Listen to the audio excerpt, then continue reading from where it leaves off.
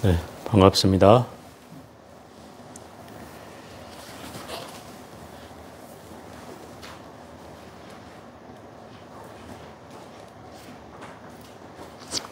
페이지 74쪽 보십시오.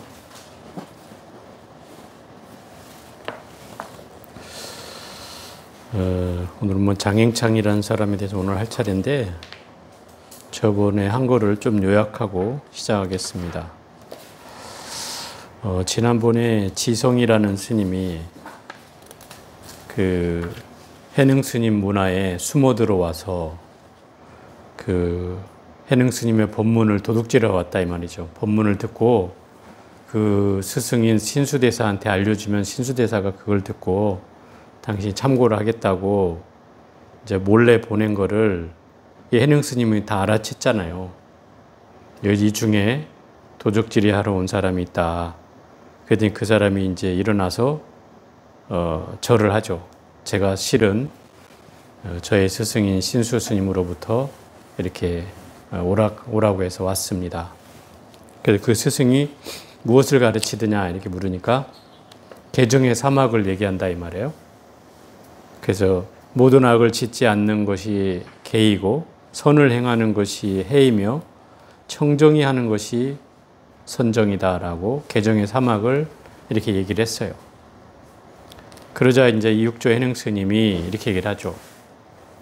너희 스승이 말한 가르침은 대승인을 제접하는 것이고 내가 말하는 개정의 사막은 최상승인을 제접하는 것이다 이렇게 얘기를 해요. 그럼 대승인을 제접하는 것과 최상승인을 제접하는 것이 무엇이 차이가 있냐면 대승이라고 하는 말은 중생을 구제하겠다는 원력을 세운 사람이 대승이죠.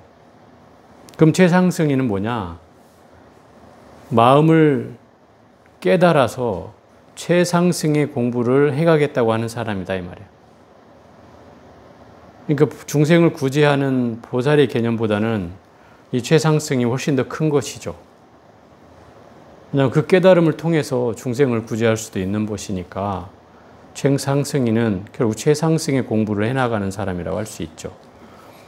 그러면 뭐가 다른데 개정의 사막을 최상승인과 대승으로 구분하냐면 앞에 말한 계를 지키고 선을 행하는 것이 해라고 하면 이 해능 스님은 마음 바탕으로 그릇되지 않으면 잘못되지 않으면 그게 계를 지키는 것이고 또 마음으로 어지럽지 않으면 그게 선정을 닦는 것이고 마음 바탕에 어리석지 않으면 그것이 지혜를 닦는 것이다 이렇게 얘기를 하는 거죠. 그럼 결국 무슨 얘기냐면 마음으로 일으키는 잘못되고 어리석고 어지럽지 않은 마음을 가지면 이미 개정의 사막을 다 갖춘 것이다 이렇게 얘기하고 있는 거예요. 굳이 닦지 않아도 네 마음 바탕에 잘못되지 않고 어리석지 않고 어지럽지 않으면 산란하지 않으면 그게 곧 개정의 사막을 닦은 것이다 이렇게 얘기하고 있는 거죠. 그래서 그걸 통해서 이 지성 스님이 깨달음을 얻고 이 결국 가르침은 굳이 한번 깨달으면 더 이상 닦을 게 없음을 설명하는 거다 이 말이에요. 육조 스님의 가르침은 제가 돈수를 얘기한다고 얘기했잖아요. 그냥 깨달으면 거기서 그냥 구경의 그 궁극을 다 맛보는 거기 때문에 더 이상 닦을 바도 없고 또 더 이상 방편도 없고 점차도 없다 이 말이죠. 이것은 상근기의 문제다 이 말이에요. 근기가 수승한 사람만 이렇게 할 수 있는 일이죠. 여러분이나 저나 이 중근기나 하근기의 어리석은 중생들은 이 경계를 단번에 알아채지 못하잖아요. 그러니까 우리는 뭐가 필요해요? 방편이 필요하고 점차가 필요하고 점차 닦아가야 되는 거죠. 그게 이제 다른 거죠. 이걸 이제 그 지성 스님한테 얘기하죠. 지성 스님이 이 얘기를 듣고 개합이 됐다 이 말이에요. 개합이 됐다는 깨달음을 얻었다 이 말이죠. 그래서 오도성을 이제 읊어서 스승께 증명을 받죠. 자, 174쪽에 이건 이제 어제까지 저번 주에 한 내용의 요약이고 지성이 예배하고 시자가 되기를 원하여 조속으로 게으르지 않았으니 그러니까 깨달음을 얻고 난 뒤로부터 시자가 되기를 원해서 시자라는 건 그 큰 스님을 시봉하는 사람을 시자라고 해요. 옆에서 모시는 사람. 그렇죠. 비서 같은 사람이죠. 그래서 열심히 스님의 그 여러 가지 일거수일투족을 같이 따라다니면서 이제 옆에서 시봉하는 사람을 시자라고 한단 말이에요. 이때 신수의 문도들이 신수를 세워서 육조를 삼고자 하였으나, 그렇잖아요. 신수의 무리에는 이미 1000명의 대중이 있었어요. 홍인대사 문화에. 그 1000명의 대중이 신수를 고스란히 따르고 있었단 말이에요. 그러니까 여전히 홍인한테 그 해능 스님한테 의발이 전수되었어도 그 신수는 그 홍인의 법을 이어받은 사람이 자연스럽게 된 거예요. 의발만 못 받았을 뿐이지. 그러니까 그 제자들이 육조라고 인정을 하고 싶지만 결과적으로는 뭐가 없는 거예요. 스승으로 받은 의발을 전수 못 받았잖아요. 그건 해능에 가 있고. 그래서 그 해능을 없애버리면 그 근원이 사라지는 거잖아요. 그래서 자객을 시켜서 이 해능을 죽이라 한다 이 말이죠. 그래서 오조선사께서 법과 의발을 해능에게 정하였다는 소문이 천하에 널리 퍼짐을 꺼리어 협객 그 무사 장행창이라는 사람에게 부탁하였다. 그대가 가서 해능을 죽이고 찔러 죽이고 의발을 빼앗아 오라. 장행창은 본래 검수를 배워 칼 쓰는 법이 매우 뛰어났다. 비수검을 가지고 갔는데, 비수라고 하는 건 이제 안에다 품고 갔다는 뜻이겠죠. 큰 칼을 차고 가면 걸리니까 안에다 이제 비수검을 가지고 가서 육조께서 숙명통으로 봤다. 숙명통은 뭐냐면 과거를 알 수 있는 신통력이에요. 우리 육신통이라는 게 있어요. 부처님이 육신통을 갖췄다라고 했는데, 육신통은 천안통, 하늘의 눈을 가져서 다 세상을 하늘을 보듯이 바라볼 수 있는 눈을 가졌다. 그 다음에 천이통, 이거는 하늘에서 들리는 귀를 다 들을 수 있는 것처럼 모든 걸 다 들을 수 있다. 그 다음에 신족통, 신족통은 내가 오고 가는데 자유롭다. 어디든지 쉽게 갈 수 있는 그 신통력이 신족통이고, 그 다음에 이 숙명통은 과거를 아는 그 신통력이고, 또 누진통이라고 해서 번뇌가 다 사라진 신통력이 있고, 또 하나가 뭐였지? 하나 지금 우선 생각이 안 나는데, 어쨌든 이렇게 6가지의 신통력으로서 있는데 그 중에 숙명통을 얻었다 이 말인 거죠. 그래서 과거 생의 인연을 떠올려 보니 장행창과 본인하고 사이에서는 금전 연량의 인연만이 없다. 인연밖에 없다. 저 사람이 돈을 스님 빌려다가 안 갚았다는 거죠. 그 빚만 남아있다. 그럼 결국 그 사람이 나를 죽일 수 있는 인연이 있지 않다는 거죠. 그래서 행창이 자기가 가서 죽이겠다고 편을 들어서 동의한 것이며, 타심통이 있네요. 여기 나오네. 타심통. 타심통은 다른 사람의 마음을 꿰뚫어 보는 게 타심통이죠. 그래서 이미 타심통으로 이 사람의 마음을 꿰뚫어 보고서 그 간사함을 미리 아시고 미리 금전연량을 구하여 자복 사이에 잘 넣어뒀다 이 말이죠. 갈무리에서 두고 행창을 기다렸어요. 당연히 밤이 되면 올 줄을 알고 기다리고 있었죠. 잠을 안 자고. 그리고 방에 들어오자 행창이 비수검을 들고 왔는데, 육조가 그러면 자기 머리를 내어주는 거죠. 자, 내가 내줄 테니 나를 베거라. 근데 실제로 이 비수로 그 스님의 목을 내리쳤는데, 3번이나 내리쳤는데 베어지지 않았다는 거예요. 그리고 결국은 이 사람하고 인연도 그렇지만 이미 신통력이 있는 분이었기 때문에 뭐 죽지 않았던 거죠.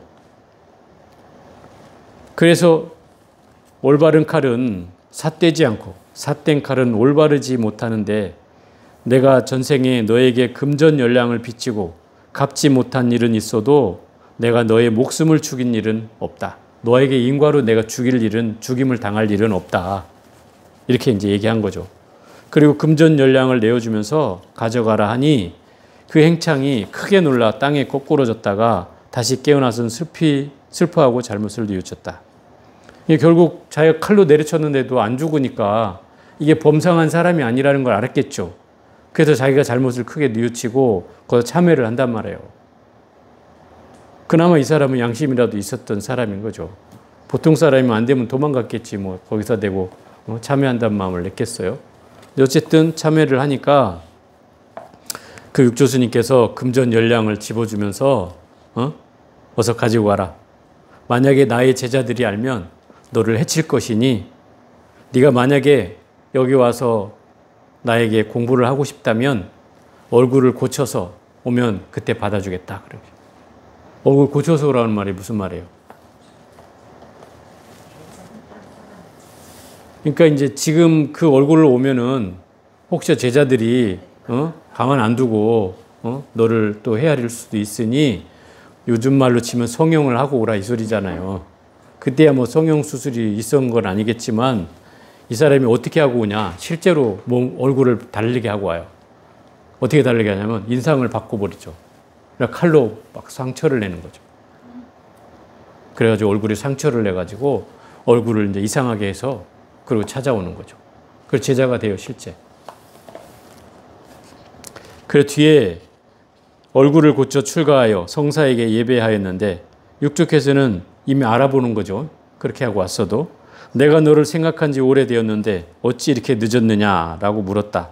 스님께서 죄를 용서하심을 입어 출가를 하였지만 법을 전하여 중생을 제도할 수 있겠습니까? 제가 비록 출가는 했지만은 중생 제도까지는 할 수 있겠냐 이렇게 묻는 거죠. 그리고 또 이제 질문을 하기를 내가 일찍이 열반경을 보았으나 상과 무상의 뜻을 알 수 없으니 스님께서 자비로 설하여 주옵소서. 열반경에는 그 상락아정이라고 하는 사덕에 대해서 설명한다. 이게 열반사덕이라고 하는 거예요. 그게 무슨 말이냐면 이 열반경은 무상에 비해서 항상한 세계가 있다라고 얘기하고 그게 상이에요. 항상한 세계, 변하지 않는 세계. 그리고 락은 영원히 즐거운 세계가 또 있다는 거예요. 또 안은 무아에 비해서 참다운 나가 있다는 거예요. 또 정은 더러운 것보다는 영원히 영원불멸한 깨끗한 세계가 있다는 정토의 세계가 있다는 거예요. 그게 이 열반경에서 말하는 상락아정이라는 사덕을 설명하고 있어요. 그러면 예를 들어 금강경이나 다른 경전에서 얘기되는 부처님 말씀에 얘기되는 세계와는 어찌 보면 정반대의 세계죠. 왜냐하면 불교에서 말하는 세계는 무상의 세계잖아요. 재범, 재행무상. 그럼 모든 현상은 다 항상함이 없어서 무상하다는 거잖아요. 끊임없이 변한다.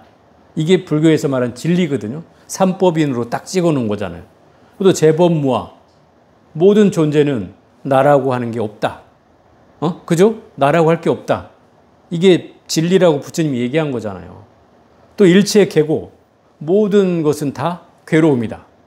이게 부처님이 말한 세 가지 괴로움이 진리라고 하는 사실을 도장을 찍어 놓듯이 인증해 놨다는 말이거든요. 그 삼법인이라는 게. 그럼 변할 수 없다는 사실이란 말이에요. 그런데 여기에서는 반대로 무상이 아니고 상이라고 얘기하고 있고 괴로움이 아니고 즐거움이라고 얘기하고 있고 또 무아가 아니고 진하다, 참나가 있다라고 얘기하고 있단 말이에요. 또 더러움이 아니고 청정한 열반의 세계가 있다 이렇게 얘기한단 말이죠. 그러면 이 말은 무슨 얘기냐는 거예요. 이걸 이제 질문을 한 거죠. 그러자 이제 이 육조스님께서는 이렇게 대답을 해요. 무상이 곧 불성이고 항상한 것이 곧 일체 선악의 모든 법에 분별하는 마음인 것이니라. 이 말은 반대로 지금 얘기하고 있는 거예요. 항상하지 않은 것, 무상한 것이 참 불성이고 항상한 것은 분별하는 마음이다. 이렇게 얘기하고 있는 거예요. 그죠? 그게 지금 반대로 얘기하고 있는 거단 말이에요. 그럼 왜 이스님은 지금 여기서 반대로 얘기하냐 이 말이에요. 무상이 분별하는 마음이고 항상함이 불성이어야 되는데 이스님은 반대로 무상함이 불성이고 항상함이 분별하는 마음이라고 설명한단 말이에요. 그래 놓고 또 이렇게 확인사사를 해요. 내가 부처님의 시민을 의발을 전수받아서 부처님의 시민을 받았는데 어찌 감히 내가 경전을 어기겠느냐. 잘못 말하겠느냐 이렇게 말하는 거예요. 그러니까 더 완이 봉봉하죠. 그래서 이 사람이 또 이렇게 얘기해요. 경에는 불성이 항상하다 하였는데, 불성이 원래 상이잖아요. 영원 불멸한 거잖아요. 불성은 항상하다 하였는데 성사께서는 도리어 항상함이 없다 하시고 선악 제복과 보리심까지도 다 무상하다고 하였는데 성사께서는 도리어 항상하다고 하시니 이것이 경과 서로 어긋나는 것이므로 학인으로 하여금, 이 배우는 사람으로 하여금 의심만 더하여 줄 뿐입니다. 스님의 말은 오히려 더 지금 헷갈리게 하고 있습니다. 이게 무슨 말입니까? 이런 거예요. 왜 반대로 얘기하냐 이 말인 거죠. 그러자 이렇게 얘기하는 거예요. 그대는 알지 못하겠는가? 참된 성품이 매우 깊고 미묘하여 인연을 따라 일체의 현상을 성취하였는데 그대의 말과 같이 각성이 항상하여 변치 않는다면 다시 무슨 선악제법을 설할 수 있겠는가? 이 얘기는, 자, 다시 한번, 성인은 영원히 성인이 되고 범부는 영원히 범부가 되고 말 것이다. 여기까지만 우선 설명을 해보면, 만약에 항상함과 무상함이 정해져 있는 것이라면, 딱 고정되어 있는 것이라고 하면 무상은 절대 항상함이 될 수가 없고, 그죠? 그러면 결국 중생도 부처가 될 수가 없는 것이다. 그죠? 중생은 계속 중생이 될 것이고 부처는 계속 부처가 될 것이니 중생과 부처가 같이 될 수는 없어진단 말이죠. 그럼 이 얘기는 무슨 얘기냐면 이런 거예요. 경전에는, 자, 열반경에는 이 상라가정이라는 항상한 세계를 설명하고 있고, 그죠? 또 부처님 말씀에는 또 무상이라든지 무아라든지 일체계고라는 진리의 세계를 또 같이 설명하고 있다는 거예요. 그러면 어느 것이 맞냐 이 말이에요. 이렇게 말하는 의도가 있다는 거죠. 그게 이 육조 스님이 바라보는 세계관이에요. 뭐냐? 바로 무상이 곧 항상하다는 사실을 설명하고자 하는 거다 이 말이에요. 무상이 곧 항상합니다. 무상이 곧 진상이다. 이렇게 얘기하는 거예요. 무슨 얘기냐면 무상이라고 하는 것이 있기 때문에 우리는 항상함이라는 것을 아는 거예요. 그죠? 무상이 없다면 항상한 줄을 알 수가 없어요. 그렇죠?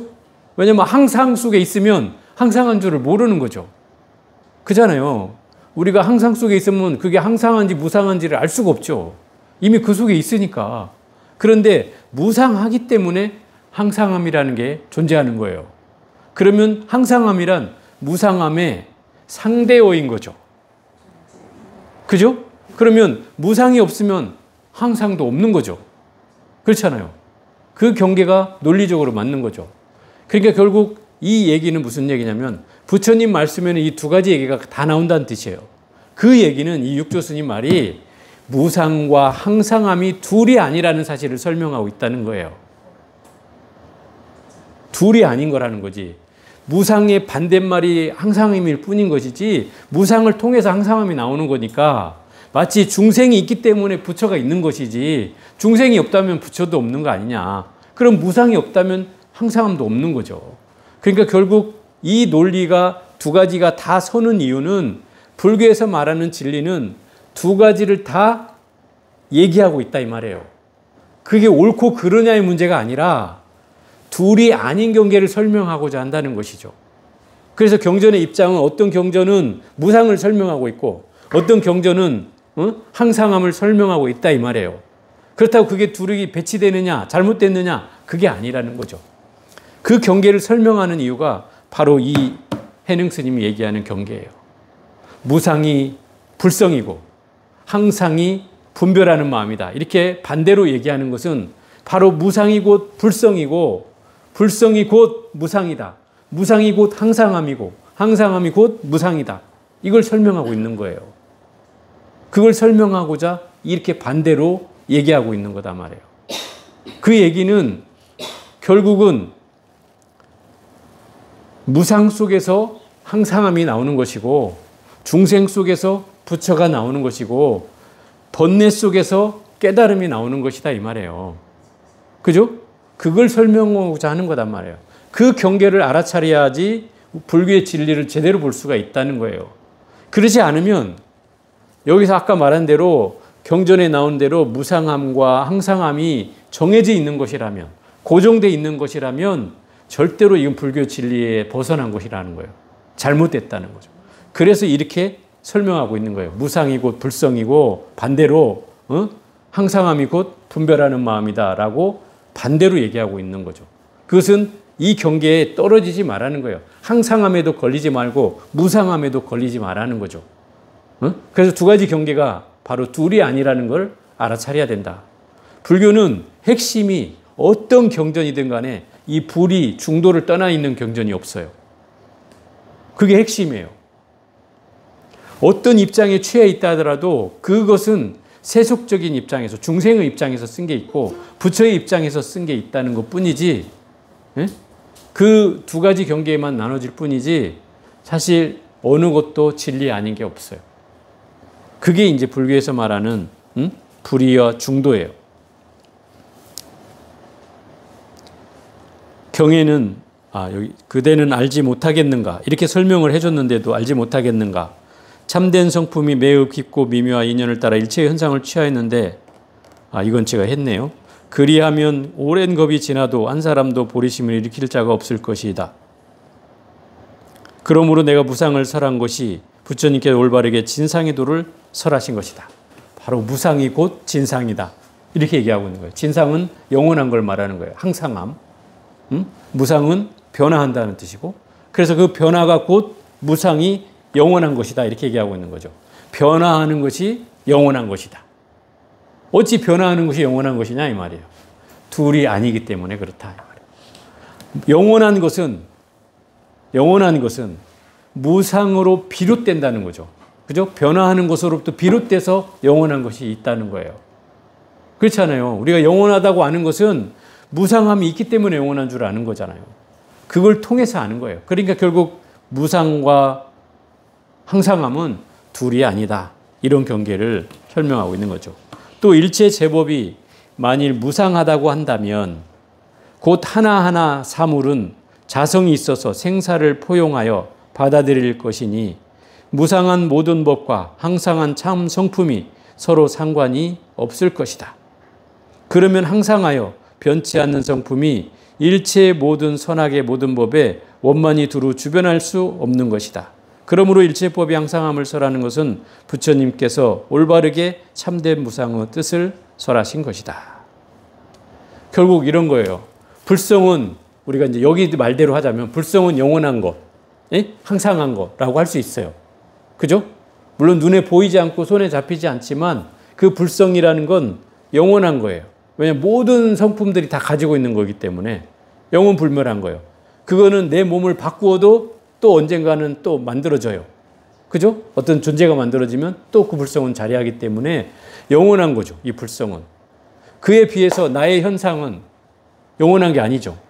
그죠? 무상한 거죠. 나의 몸뚱아리는 변해가잖아요. 그게 무상한 거예요. 그럼 나의 불성과 무상이 함께하고 있잖아요. 내 안에. 그죠? 무상과 진상이 함께하고 있다 이 말이에요. 그죠? 나의 모습이 이미 그렇잖아요. 그러니 나의 모습이 너 무상이 진짜냐 진상이 진짜냐 만약 이렇게 묻는다면 어떻게 대답해야 돼요? 진상이 진짜다 이렇게 해야 돼요? 그렇죠. 둘이 아니어야 되는 거죠. 왜냐하면 진상만 진짜라고 하면 그럼 너의 껍데기는 뭐냐, 너 지금 말하고 있는 놈은 어디서 오느냐 이러면 어떻게 할 거냐 말이에요. 그죠? 그럼 또 한계가 생기잖아요. 그러니 결국 둘이 아닌 거죠. 무상과 진상은 둘이 아닌 걸 설명하는 거예요. 네 몸뚱아리에 진상과 무상을 가지고 있듯이 그것이 만약에 무상과 진상이 다르다고 한다면 너의 존재는 규명될 수가 없는 거죠. 그죠? 만약에 무상과 진상을 나눠버린다면 나의 존재는 껍데기에 불과하게 되는 거죠. 그러니 결국 이 경계를 설명한 것이 이 해능 스님의 그 설명이에요. 좀 어려운 설명이지만 이것을 이제 용성 스님이 보고 당신도 토를 달았어요. 내가 이 대문이 대단히 어려워서 알기는 지극히 어려움으로 여러 말을 많이 보태어 번역하였으니 그리 알고 보시오. 비유하자면 대해 큰 바다가 변치 않고 움직이지 않는다면 파도가 일어날 수 없는 것이고 또 바닷물이 전체가 파도이며 파도가 전체로 물이고 바닷물도 전체가 젖고 파도도 전체가 젖는 것이다. 파도는 제법에 비유하고 바닷물은 각성에 비유한 것이다. 바닷물이 항상함이 없어서 무량한 파도를 일으키고 또 파도마다 전체의 바닷물이며 전체가 젖는 것이다. 참되고 항상한 성품이 일체 제법에 들어간 것도 이와 같은 것이다. 말을 좀 어렵게 설명해 놨는데 이렇게 볼게요. 항상함은 바다예요. 바다. 바다가 항상함이에요. 왜? 바다는 변하지 않는 거잖아요. 그죠? 바다의 속성은 고요한 거예요. 그죠? 우리 심해에 들어가면 바닷물이 움직이지 않아요. 그게 바다의 속성이에요. 근데 움직이는 이유는 뭐 때문에 움직여요? 바람이 불어서 움직이는 거잖아요. 그래서 파도가 치고 태풍이 불고 뭐 홍수가 나고 하는 거죠. 바람이 불지 않으면 바다는 오히려 고요할 뿐인 거죠. 그죠? 우리의 본래 성품도 본래 고요해요. 그죠? 본래 고요해. 그런데 우리가 생각을 일으키고 망상을 하고 번뇌를 끄달리고 하는 것 때문에 그 마음이 끊임없이 움직이고 흔들리는 거죠. 어지럽죠. 중생의 경계는 그런 거잖아요. 중생의 본질은 어지러운 거예요. 끊임없이 산란하단 말이에요. 끊임없이 움직여가니까. 뭐가 움직여요? 생각이 움직이죠. 그죠? 그렇기 때문에 이걸 중생이라 한단 말이에요. 그러니까 이 모습은 마치 파도와 같은 거죠. 이 번뇌망상은 파도예요. 번뇌망상이 일어난다고 해서 불성이 없는 게 아니잖아요. 그죠? 번뇌망상이 일어난다 해도 불성은 여전히 작용하는 거죠. 불성에서 이 번뇌망상이 나온다 이 말이에요. 따져보면 중생의 습성에서는. 그런데 파도가 치지 않는다고 바다가 아니듯이, 아니 바다가 아닌 것이 아니듯이 파도가 있다고 바다라고 본 사람은 이렇잖아요. 예를 들어서 파도가 치는 바다에만 산 사람은 파도가 치지 않으면 바다가 아니야 이럴 수 있죠. 그죠? 매 파도 치는 것만 본 사람은 파도가 바다가 고요해지면 바다가 왜 이래? 그럼 바다가 아니야. 이렇게 얘기할 수 있죠. 또 어떤 사람은 파도가 치지 않는 곳에 산 사람은 파도가 내치면 바다는 원래 고요한 것인데 왜 파도가 치지? 이럴 거 아니에요. 근데 사실 파도가 바다가 아닌 게 아니잖아요. 그죠? 파도는 엄연히 바다죠. 파도가 친다 해서 바다가 아닌 게 아니죠. 파도도 물이고 바다도 물이잖아요. 똑같은 그 물이잖아요. 그 물에 떠 있는 움직이는 것이 파도일 뿐인 거고 고요한 것은 바다일 뿐인 거예요. 그러면 중생의 마음 가운데 내 불성은 바다와 같은 것이고 나의 떠오르는 생각이나 망상은 파도와 같은 거예요. 그죠? 바다가 고요할 수는 있어도 나는 끊임없이 생각을 일으키면 파도가 치듯이 끊임없이 움직여 가겠죠. 그런다고 내가 불성이 없는 사람이냐 이 말이에요. 그죠? 그러니 나한테는 이 항상함이 불성이고 무상함이 바로 생각 번뇌다 이 말이에요. 그러면 내 안에는 이미 항상함과 무상이 같이 있죠? 같이 있는 거잖아요. 나의 존재가 그렇잖아요. 그러니 어떤 것도 만약에 항상한 것과 무상한 것을 분리해서 얘기한다고 하면 그것은 말이 되지 않는다 이 말이에요. 그럼 나의 몸뚱아리를 떼어내서 불성과 정신적인 것과 몸뚱아리의 무상한 것을 나눠버린다면 여러분 존재할 수 있냐 이 말이에요. 아니잖아요. 결국 이것을 설명하는 이유는 바로 둘이 아닌 것을 설명하기 위해서다 그러면. 여러분의 마음과 몸이 둘이 아니듯이 바다와 파도가 둘이 아니듯이 결국 무상과 항상함이 둘이 아니다. 이걸 설명하고 있는 거단 말이에요. 그것을 경전의 책 속으로만 이해하면 이 모순이 생겨난다는 거죠. 왜? 한쪽에서는 항상함을 얘기하고 있고 한쪽에서는 무상함을 얘기하고 있다면 어느 것이 맞냐 그러냐를 따진다면 그것은 그냥 허송세월할 뿐인 것이죠. 고정된 진리에 갇혀있는 지식이 된단 말이에요. 그래서 이 육조 스님이 그 얘기의 낙처가 바로 불의에 있다는 거예요. 둘이 아닌 것에 있다는 거예요. 그걸 설명하고자 하는 거예요. 그게 바로 중도다 이 말이에요. 중도는 둘이 아닌 것이기도 하지만 더 정확하게 말하면 어중간하게 중간에 있어서 중도가 아니에요. 사람들이 그걸 착각해요. 중도는 양극단을 떠나는 것이에요. 예를 들어서 이렇게 얘기해 보자요. 남자와 여자가 있어요. 그럼 이 남자와 여자의 중도는 어떤 거냐면 남자의 입장을 떠나고 여자의 입장을 떠나는 거예요. 그게 중도예요. 내가 설사 여자라도 여자의 입장을 떠나고 또 남자의 입장에도 치우치지 않는 그런 견해가 중도예요. 내가 남자라도 남자에 치우치지 않고 그렇다고 여자에 끌려가지 않고 두 가지의 합점을 찾아내는 것, 극단을 벗어난 생각으로 찾아내는 게 그게 중도예요. 그래서 중도를 정도라고도 표현하는 거예요. 바른 길이라고 표현하는 거예요. 팔정도의 정도, 그게 중도예요. 그 중도는 그래서 연기로 보는 거예요. 핵심이. 연기로 보는 게 뭐예요? 연기법으로 본다는 거예요.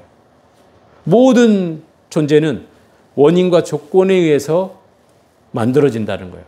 그렇게 볼 수 있으면 그 중도적 시각이라고 얘기하는 거예요. 왜? 세상의 존재는 의존되지 않고 혼자 독립불변하는 또는 고정불변하는 실체가 있는 건 단 하나도 없다. 이게 연기법의 핵심이잖아요. 모든 것은 서로 다 연결되어 있다. 서로 의지해 있다. 이런 거예요. 내가 혼자 독불장군처럼 살고 있지만 나 혼자만 살 수 없는 거잖아요. 이 세상은.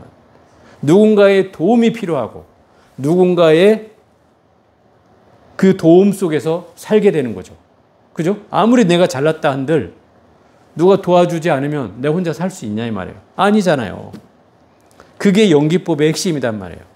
이 세상에 존재하는 모든 존재는 다 누군가의 의지에 있다 이 말이에요. 서로의 도움을 받고 있다는 거죠. 또 관계가 서로 있다는 거죠. 그런 법칙이 바로 연기법입니다. 그러니까 결국 이런 세계로 볼 수 있는 눈이 바로 중도다. 그래서 연기, 무자성, 공 이것이 바로 중도다 이런 거예요. 이렇게 설명하고 있는 거죠. 또 여기 이제 보면은 77조 아래쪽에 부처님께서 범부와 외도는 사대계의 항상함을 집착하고, 범부와 외도라는 것은 범부는 어리석은 사람을 말하고 외도는 불교 외에 다른 종교를 믿는 사람, 그런 사람은 항상 삿되게 항상함을 집착한다. 삿되다는 건 바르지 않다는 뜻이고 어리석게도 그 항상함에 집착한다. 또 모든 이승은 뭐냐면 성문승, 영각승을 이승이라고 그래요. 성문은 듣기만 하겠다는 사람이고 영각승은 연기법만 혼자 깨닫겠다고 하는 사람이다. 중생이 구제한다는 것은 외면하고 자기만 깨닫겠다는 사람이 영각승이다. 바로 이 두 부류를 이승이라고 하고 여기에 하나를 붙이면 삼승이라고 하는데 그 삼승에는 보살승이 들어간다. 보살은 내 깨달음을 뒤로 한 채 중생의 깨달음이 완성될 때까지 자기 깨달음을 뒤로 미루는 사람이잖아요. 그래서 이승은 자기만을 아는 사람이기 때문에 범부 외도와 비슷하게 취급을 하고 보살승부터가 이제 그나마 좀 쳐주는데 그런 경계를 헤아리는 사람이다 이 말이죠. 그리고 이 사람들은 무상을 헤아려서 팔전도를 이루기 때문에 이 팔전도라고 하는 게 뭐냐면 8가지의 전도 몽상을 팔전도를 한단 말이에요. 전도라고 하는 건 무슨 말이에요? 거꾸로 된 걸 잘못 본다 이 말이에요. 있는 그대로 보지 못하고 잘못 보는 거를 전도 몽상이라 그러죠. 이게 이제 그 어디에 나옵니까? 반야신경인가 나오잖아요.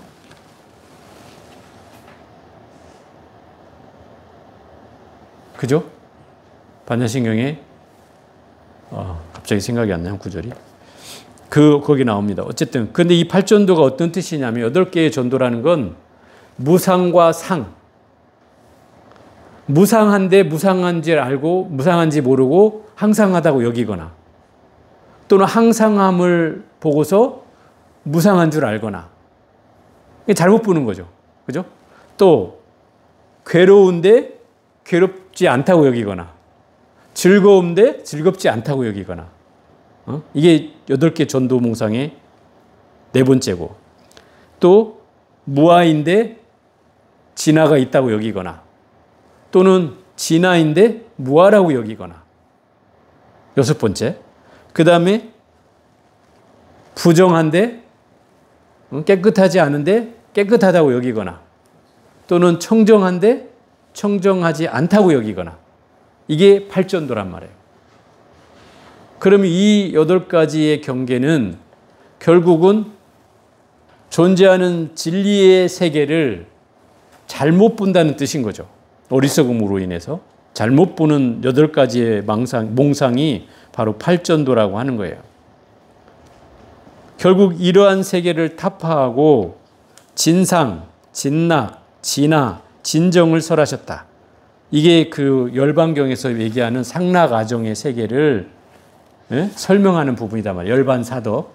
진상이라는 것은 진짜로 항상한 세계가 있다. 이게 열반경에서 얘기하는 거예요. 또 진낙은 진짜로 즐거운 세계가 있다. 영원히 즐거운 세계. 그 다음에 진화는 영원히 참나가 있다. 참된 나가 있다. 또 진정은 참된 청정한 세계, 정토 세계가 있다. 참된 정토 세계가, 영원한 정토 세계가 있다. 이게 열반경에서 얘기하는 열반사덕의 세계, 부처의 세계가 이런 세계가 있다는 거예요. 내가 이제 말만 듣고 뜻을 배반하니 천편을 본다고 한들 무슨 이익이 있겠는가? 결국 육조스님께서 이거를 잘못 이해한다면 이렇게, 그 용성스님께서 이렇게 잘못 보면 천편을 본다면 무슨 이익이 있겠냐 이렇게 말하고 있어요. 어쨌든 이 육조스님의 말씀을 듣고 이 장행창이라는 사람이 화련대오했다. 화련대오는 아주 크게 환하게 깨달았다 이 말인 거예요. 화련대오라는 말은 그냥 활짝 열리듯이 그냥 확 크게 깨달았다는 것을 화련대오라고 해요. 그리고 무상한 마음을 지키고 있기에 항상함이 있는 자성을 설하했다. 방편을 알지 못하면 연못에 자갈을 줍는 것과 같도다. 내가 이제 공을 들이지 않고도 불성이 눈앞에 나타났으니 스님께서 주신 것이 아니오 나도 또한 얻은 것도 없도다. 육주께서 개송을 보시고는 내가 이제 뜻에 사무쳤으니 너의 이름을 지철이라고 하라고 하셨다. 지철은 예배하고 불러갔다. 결국 이 깨달았다고 하는 개송은 이런 거예요. 무상을 통해서 항상함이 있다는 사실을 알았다는 거예요. 그죠? 결국 무상과 항상함이 둘이 아니라는 경계를 알았다는 뜻인 거죠. 만약에 이걸 방편으로 알지 못한다면, 이렇게 설한 도리가 방편에 있다는 걸 알지 못한다면 연못에 자갈을 줍는 것 같다. 연못에 여러분 자갈을 주스라면 죽겠어요?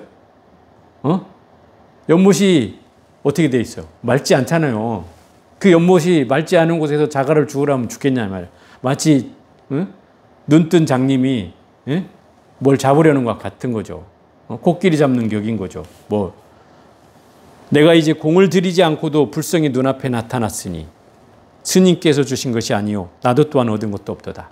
물론 스님께서 말씀을 한 걸 듣고 깨달음을 얻었지만 그 깨달음은 누가 얻는 거예요? 내가 얻는 거잖아요. 그러니까 스님께 주신 것이 아니라고 얘기하는 거고, 공을 들이지 않았어도 불성이 나타났다는 말은 이미 호련히 깨닫고 보니 호련히 드러났다 이 말이에요. 어디서 새로 있는 게 나타난 게 아니고 내 안에 있던 게 그냥 호련히 드러난 거예요. 그래서 이제 이렇게 얘기하는 거고, 또한 그렇다고 했는데 얻은 것도 없도다 이 말인 거예요. 얻은 것도 없다는 건 뭐예요? 호련히 드러났지만 거기에도 집착하지 않는다는 거죠. 그 경계로 호련히 드러난 거기 때문에 그게 본래 있었던 것이 새로 얻어진 게 아닌 거라 이런 얘기죠. 그러니 결국 깨달음이란 깨닫고 보면 이런 경계가 든다는 거예요. 그냥 호련히 내 안에 있던 게 드러났을 뿐이지 그게 특별히 어디에서 얻어진 게 아니다. 이런 경계를 설명하고 있는 거죠. 바로 그런 경계가 둘이 아닌 경계예요. 무상과 상을 통해서 불의를 받고 그 불의를 통해서 중도를 받고 거기서 깨달음이라는 걸 얻은 거예요. 그런 경계를 설명하고 있는 거죠. 그러니 이 육조 스님의 법문을 통해서 이 사람도 근기가 상근기 아니겠어요? 그죠? 이렇게 법문만 듣고도 깨달음을 얻을 수 있다면 여러분의 근기가 얼마나 대단하겠어요. 그죠? 제가 법문을 한 세월만 해도 지금 10년이 넘었는데 이 10년을 통해서 여러분이 깨달음을 얻었다면 저는 뭐 하늘 위로 올라가 있겠죠. 하늘 위로. 어쨌든 그런 경계가 우리가 그렇지 못한 것은 결국 우리가 상근기가 아니고 우리가 아까도 말한 중근기나 하근기의 중생들이기 때문에 우리는 점차가 필요하고 방편이 필요한 거예요. 그래서 점차 닦아나가는 게 필요하고 열심히 공부하는 게 필요하고 열심히 경전을 배워나가는 것이죠. 그렇지 않다면 뭐 공부할 일이 뭐 있어요. 그래서 상근기라면 부처님 말씀 딱 들으면 듣는 순간 딱 깨닫는데 뭐 다시 뭐 할 게 뭐가 있어요. 닦을 게 없죠. 그래서 영무점차, 영무방편 이렇게 하잖아요. 방편도 필요 없고 점차도 필요 없다. 이게 결국 상근기는 이런 경계예요. 그렇지만 이 중근기나 둔근한 둔근기, 근기가 둔한 사람은 결국은 점차가 필요하고 방편이 필요한 거죠. 그런 경계를 설명하고 있어요. 그래서 결국 이 장이 지금 법을 청한 제자들이라는 12장인데 이 장이 사실은 이 육조단경에 제일 양이 많아요. 이것도 제가 줄인 거예요. 압축한 거예요. 이거보다 실제는 더 많아요. 한 반 분량이 돼요. 왜 줄였냐면 너무 이게 방대하고 또 굳이 설명하지 않아도 되는 얘기들까지 있어서 또 이름 없는 사람들, 또 특이하지 않은 사람들은 제가 이제 좀 추렸어요. 그래갖고 한 6, 7달락으로만 할 정도. 그래서 지금 제가 여기 부분에 많은 시간을 할애하는 것은 사실은 이 문답 속에서 육조 해능 스님의 본지가 드러나고 또 가르침의 맥락이 맞닿아 있기 때문에 이 부분을 잘 공부하면 육조 스님의 그 진정한 뜻을 우리가 더 이해할 수 있지 않을까 하는 마음으로 그 맥락을 짚어서 얘기하고 있는 거예요. 그래서 이 장은 아마 다음 주까지는 아마 하게 될 것 같은데 다음 주인가요? 다다음 주인가? 하여튼 하게 될 것 같은데 그 경계로 어쨌든 그 법을 청한 제자들과 육조 해능 스님과 대화를 통해서 불교의 근본적인 지혜, 그냥 지식으로 얻는 걸 말고 이 선문담을 통해서 근본적으로 얻을 수 있는 지혜를 설명해 주고 있다는 거죠. 그것이 우리가 배울 수 있는 지혜라면 지혜일 수 있는 거예요. 왜냐하면 우리는 무상하다는 것과 이 항상함이 항상 걸려 있어요. 그잖아요. 부처님 분명히 무상이 진리라고 설명했다고 얘기했잖아요. 재행무상이요, 재법무하요, 일체계고라고 설명을 했는데 또 이 열반경에서는 항상한 세계가 있고 영원히 즐거운 세계가 있고 영원히 참나인 세계가 있고 영원히 청정한 세계가 있다라고 얘기하고 있으니 그럼 이 경전의 말씀 두 가지가 배치되는 거 아닌가? 어느 것이 맞지? 어느 것이 틀리지? 라는 우린 경계에 빠지게 된다 이 말이에요. 근데 우리는 이 과정이 점차로 이해를 해야 된다 이 말이에요. 점차로. 무슨 얘기냐면 이 경계가 둘이 아니라는 것은 내가 딱 깨달음을 얻으면 순식간에 알 수 있는 일이지만 우리가 그렇지 못한 경계이기 때문에 이 경전에는 순서가 있다 이 말이죠. 순서가. 그래서 초등 과정이 이해해야 되는 경전이 있고 중등 과정이 이해해야 되는 경전이 있고 고등 과정이 이해해야 되는 경전이 있고 대학교 과정이 공부해야 되는 과정이 있고 또 대학원 과정이 있다 이 말이에요. 이거를 이제 순서로 설명해 보면 아함경이 바로 초등 과정이고 중등 과정은 바로 뭐 승만경이나 뭐 방등부 경전이 있어요. 그런 경전이 해신밀경이나 이런 경전이 바로 방등부 경전이고 반야부 경전은 우리가 알고 있는 금강경이나 반야신경 같은 경우에 반야부 경전이고 그게 고등부 경전이에요. 그 다음에 대학부 경전이 바로 법화와 열반이에요. 법화경과 열반경. 금방 열반경의 4대계들 배웠잖아요. 이 과정이 대학부 과정이에요. 그러니까 우리가 고등부 과정만 이해하면은 이 과정은 상라 과정이라는 우리는 안 배웠는데 이거 무슨 세계를 설명하고 있는 거지? 이렇게 얘기할 수 있잖아요. 그럼 왜 이거하고 이것이 반대지?